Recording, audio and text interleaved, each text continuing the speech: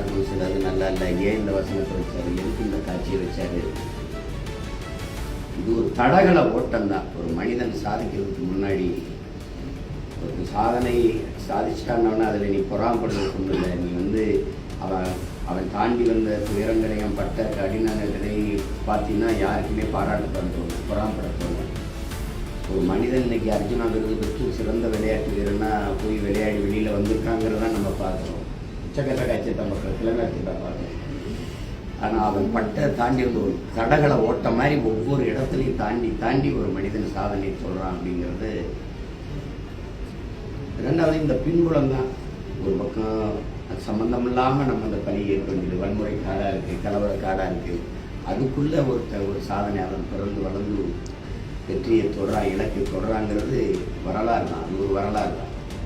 அப்படி ஒரு படைப்பது சரியான நேரத்தில் சரியான படைப்பை என் தம்பி தந்துட்டாங்கிறத எனக்கு பெருமையும் மகிழ்ச்சியும். பல சமூக சீர்திருத்தத்துக்கு வந்த புரட்சியாளர்கள், பல போராளிகள், பல தலைவர்கள், சமூக நல்லிணத்துக்கு பாடுபட்ட இயக்கங்கள் அதெல்லாம் செய்ய முடியாத என் தம்பி ஒரு 2.25 மணி நேரத்தில் செஞ்சுட்டாங்கிறது தான் எனக்கு இருக்கிற மன நிறைவு. மரியேறும் பெருமான்லேயே அவன் படைப்பை யாருமே எந்த குறையும் சொல்ல முடியாது. ஏன்னா அதில் இருந்த நேர்மை எல்லாரையும் எதிர்த்து ஏற்பட வச்சிச்சு.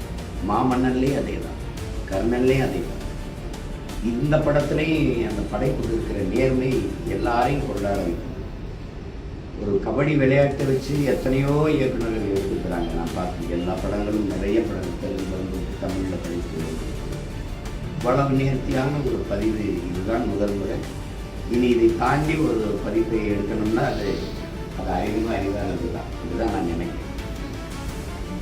இப்படி ஒரு கதைக்களத்தை தேர்வு செஞ்சு இதை எடுத்து இதை ரசிக்க வச்சு பொதுமக்கள் படமாக மாற்றி இதுக்குள்ளே இப்படி ஒரு அரசியலை கொண்டு போய் செஞ்சிடலாங்கிற துணிவு என் தம்பி வாங்கி வந்ததுக்கு உண்மையிலே நான் மனந்திறந்த ஒரு பாராட்டு. எவ்வளவு பாராட்டினாலும் பாராட்டுக்கள்ங்கிற சொல் பத்தலை. இந்த படம் நல்லா இருக்குன்னு சொல்லவே கூடாது. ரொம்ப ரொம்ப ரொம்ப நல்லா இருக்குன்னு சொல்லணும் இல்லையா? அவ்வளவு சிறந்த படைப்பு. கொஞ்சம் காலமாக தான் நான் பார்க்குறதுக்கு நான் வருந்துறேன். முதலே பார்த்து நான் சொல்லியிருந்துருக்கணும். அது எல்லாருமே பாராட்டிட்டாங்க. பார்த்த எல்லாருமே, எனக்கு முன்னாடி பார்த்த எல்லாருமே பாராட்டிட்டாங்க. என் பங்குக்கு நாங்கள்